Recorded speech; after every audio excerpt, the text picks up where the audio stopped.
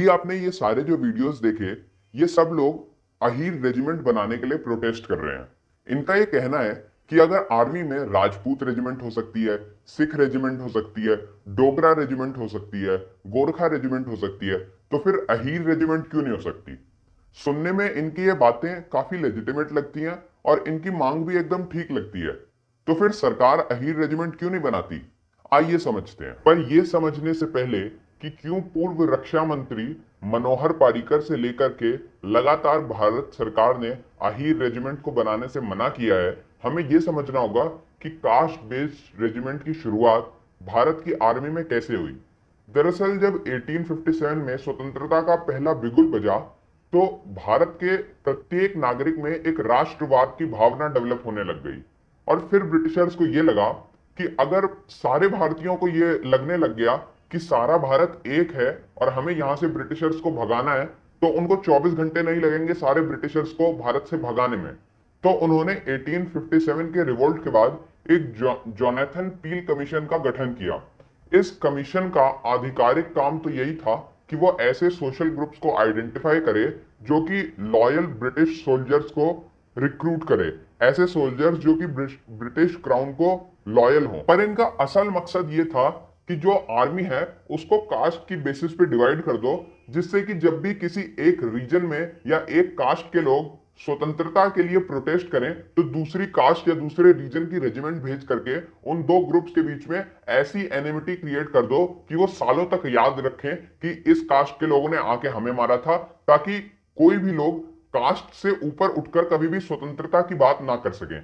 इसलिए इस कमीशन ने मार्शल और नॉन मार्शल रेसेस में डिवाइड किया।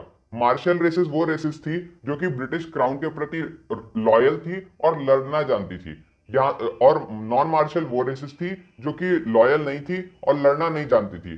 पर ये बात जो इन्होंने मानी, ये इनके दिमाग की बात थी। ऐसा नहीं था कि जो मार्शल रेसेस थी सिर्फ वही लड़ना जानती थी और बाकी जो नॉन मार्शल थी वो लड़ना नहीं जानती थी, या फिर जो मार्शल हैं सिर्फ वही लॉयल थी और जो नॉन मार्शल है वो लॉयल नहीं थी। जैसे कि उन्होंने सिख्स को मार्शल रेस में डाला, पर भगत सिंह ने तो वहां पे जाके बम फोड़ दिया जो ब्रिटिश राजसत्ता का केंद्र था। ब्रिटिशर्स ने राजपूतों को मार्शल रेस मारा, पर वीर कुंवर सिंह ने बिहार में अंग्रेजों के खिलाफ विद्रोह छेड़ दिया। वहीं अगर नॉन मार्शल रेसेस की बात करें, तो उन्होंने बंगाली लोगों को नॉन मार्शल रेस में डाला था। अब ये सोचिए, क्या बंगाली लोगों को लड़ना नहीं आता था, जबकि सुभाष चंद्र बोस जिन्होंने पूरी आईएनए की आर्मी तैयार कर दी, क्या उनको लड़ना नहीं आता होगा। दरअसल उन्होंने बंगाली लोगों को सिर्फ इसीलिए नॉन मार्शल रेस में डाला क्योंकि उस टाइम तक जितनी स्वतंत्रता का पहला बिगुल बज रहा था, जितना ज्यादा स्वतंत्रता की बात बंगाल में हो रही थी, उतने पूरे भारत में कहीं पे नहीं हो रही थी। इसलिए बंगाली लोगों को बाकी भारत से आइसोलेट करने के लिए उन्होंने बंगाली लोगों को नॉन मार्शल रेस में डाला।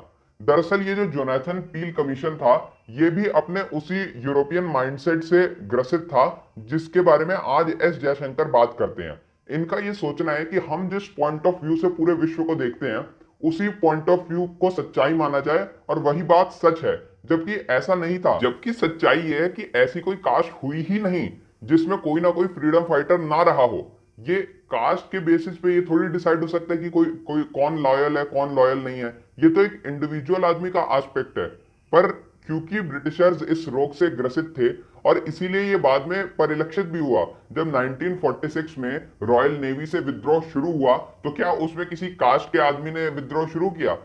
उस टाइम तो उन्होंने जितने लॉयल माने थे, अपने मन से मान लिया था कि ये हमारे लिए लॉयल हैं, उन सब ने उनके खिलाफ विद्रोह किया और ये बात इनके ऊपर उल्टी पड़ी। वहीं 1947 से जब भारत आजाद हुआ, तब से इंडियन गवर्नमेंट की ऑफिशियल पॉलिसी ये रही है कि हम कोई भी कास्ट बेस्ड या रीजन बेस्ड नई रेजिमेंट नहीं बनाएंगे।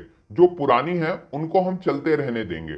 और यहाँ पे ये भी बताना जरूरी है कि ये जो कास्ट की बात होती है, ये सिर्फ उस रेजिमेंट की इन्फेंट्री के जो फौजी हैं सिर्फ उनके लिए अप्लाई करती है। बाकी जितने भी लॉजिस्टिक वाली जो इनकी वो हैं यूनिट्स हैं, उनके ऊपर अप्लाई नहीं करती। और जितने ऑफिसर्स हैं वो भी किसी भी कास्ट से हो सकते हैं, उनके ऊपर भी अप्लाई नहीं करती। तो सबसे बड़ा सवाल अब ये आता है कि क्या मैं अहीर रेजिमेंट को सपोर्ट करता हूं? नहीं। बट इन दैट केस ना मैं राजपूत रेजिमेंट को सपोर्ट करता हूं, ना सिख रेजिमेंट को और ना गोरखा रेजिमेंट को। ये एक लॉन्ग ओवरड्यू काम है जो आजादी के 5-10 साल के अंदर अंदर हो जाना चाहिए था, कि जितनी भी ब्रिटिशर्स ने कास्ट बेस्ड रेजिमेंट्स बनाई उन सबको डिसॉल्व करके उनके बाद नई रेजिमेंट्स की स्थापना की जाए। पर ये तब की सरकारों ने नहीं किया और ना आज की सरकारें कर रही हैं। आज भी जब सरकार से पूछा जाता है, कई बार कोर्ट में सरकार से पूछा गया कि क्यों आप स्पेसिफिक कास्ट से ही इन लोगों को लेते हैं और कास्ट बेस्ड रेजिमेंट बनाते हैं, तो सरकार का ये जवाब रहता है कि ये उन जवानों के बीच में आत्मीयता बढ़ाने में ज्यादा फायदा देता है। पर ये सोचिए कि जो आत्मीयता कास्ट के बेस पे है, क्या वो नेशनल यूनिटी के लिए अच्छी है? क्या वो भारत की अखंडता के लिए अच्छी है?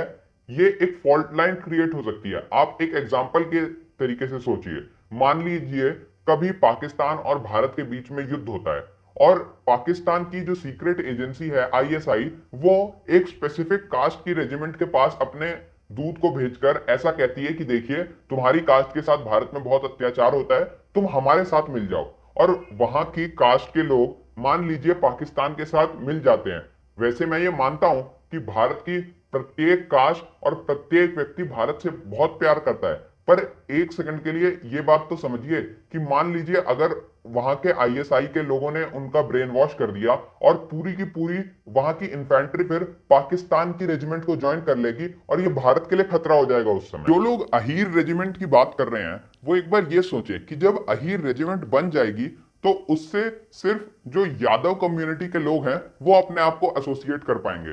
पर इसको छोड़ के जरा ये सोचिए कि अगर श्री कृष्ण के नाम पे रेजिमेंट बनती है तो उससे भारत का प्रत्येक राज्य का, प्रत्येक जाति का प्रत्येक व्यक्ति एसोसिएट करेगा, क्योंकि भगवान कृष्ण को जितनी एक्सेप्टेंस मिली है पूरे भारत में शायद किसी व्यक्ति की उतनी एक्सेप्टेंस ना हो। भगवान कृष्ण के नाम पे रेजिमेंट बनाई जाती है, भगवान राम के नाम पे रेजिमेंट बनाई जाती है, महादेव शिव शंकर के नाम पे रेजिमेंट बनाई जाती है, तो उससे भी उतनी ही आत्मीयता उस रेजिमेंट के लोगों में होगी, उतनी ही आत्मीयता उस रेजिमेंट के लोगों में होगी और उतनी ही एक्सेप्टेंस उन सारी रेजिमेंट्स की पूरे भारत में होंगी और कोई नई फॉल्ट लाइन भी क्रिएट नहीं हो पाएगी। दरअसल अहीर रेजिमेंट के प्रोटेस्ट में आप लोग भी वही गलती कर रहे हैं जो पटेल आरक्षण के टाइम पटेल लोगों ने की और मराठा आरक्षण के टाइम मराठा लोगों ने की। ये सोचिए कि जो पटेल लोग थे या जो मराठा लोग थे उनको क्या 10% ईडब्ल्यूएस का रिजर्वेशन मिलने से उतना फायदा हुआ जितना कि उनको तब होता जब पूरा 50 का 50% रिजर्वेशन का सिस्टम ही निरस्त कर दिया जाता। उनकी डिमांड ये होनी चाहिए थी कि पूरे रिजर्वेशन का सिस्टम निरस्त किया जाए, क्योंकि ये इनइक्वालिटी पे बेस्ड है, ये डिस्क्रिमिनेटरी है।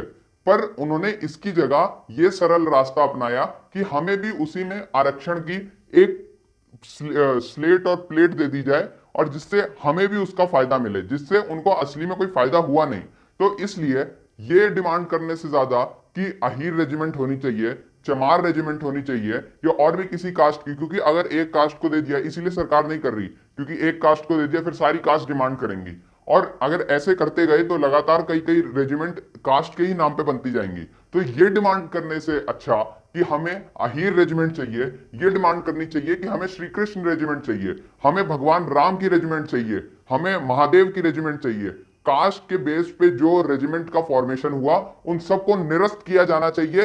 ये गुलामी का प्रतीक है, कॉलोनियल माइंडसेट का प्रतीक है, यूरोपियन माइंडसेट का प्रतीक है। इनको समाप्त करके नए भारत में नई रेजिमेंट्स की स्थापना होनी चाहिए। उम्मीद करता हूं आपको मेरा पॉइंट ऑफ व्यू समझ आया, और अगर आप मेरे पॉइंट ऑफ व्यू से एग्री नहीं करते तो आप कमेंट सेक्शन में अपनी बात लिखने के लिए स्वतंत्र हैं।